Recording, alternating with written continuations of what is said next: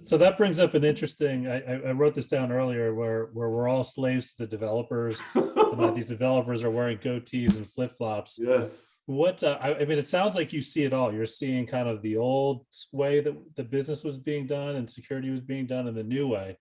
What advice do you have for a security team or maybe a CISO on kind of how to adapt to this new dynamic? Right.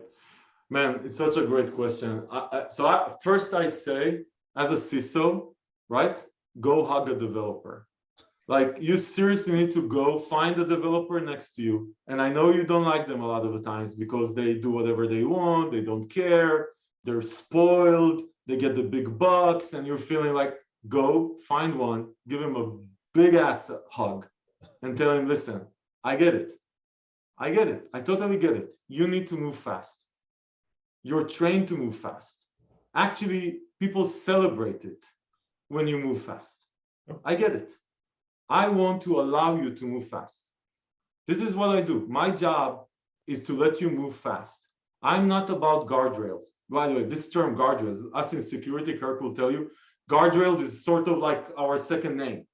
Such a terrible thing. When I think guardrails, I think electric fences. I go to the fence and I get that's such a bad term. I think like, you know, like roadblocks and stuff. No, dude, I want to build a paved road for you.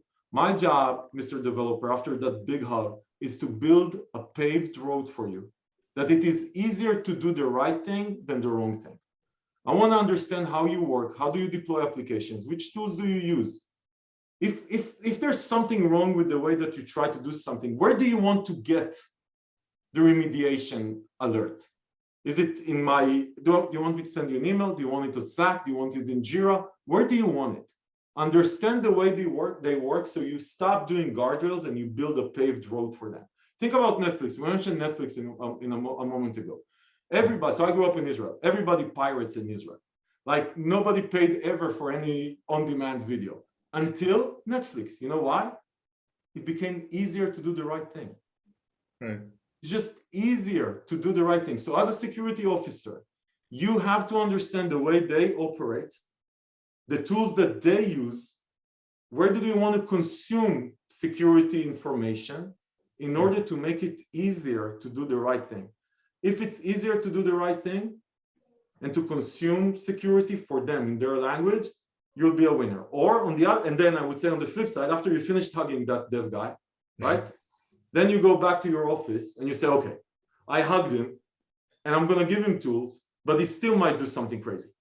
So I need to build autonomous systems that protect independently of what this guy did.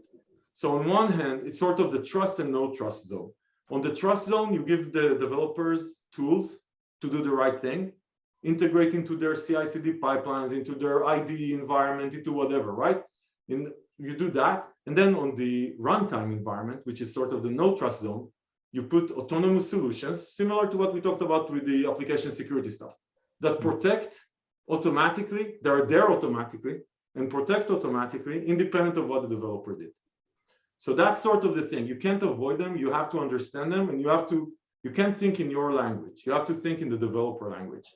And there's a whole world right now that's getting created. By the way, it's a huge topic of developer-first security tools.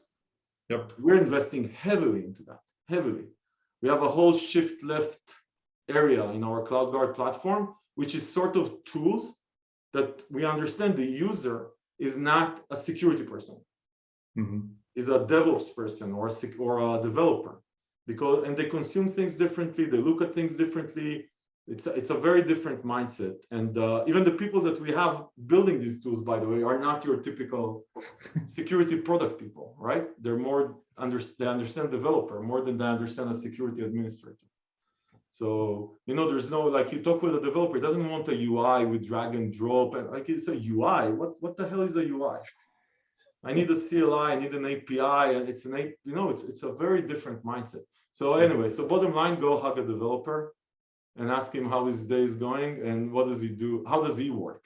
And then understand how you build a paved road and stop talking about all this stuff you're going to put in his way to make it slower. You want him to move fast. Yep. That's what the developer wants to hear. So you need to hug him.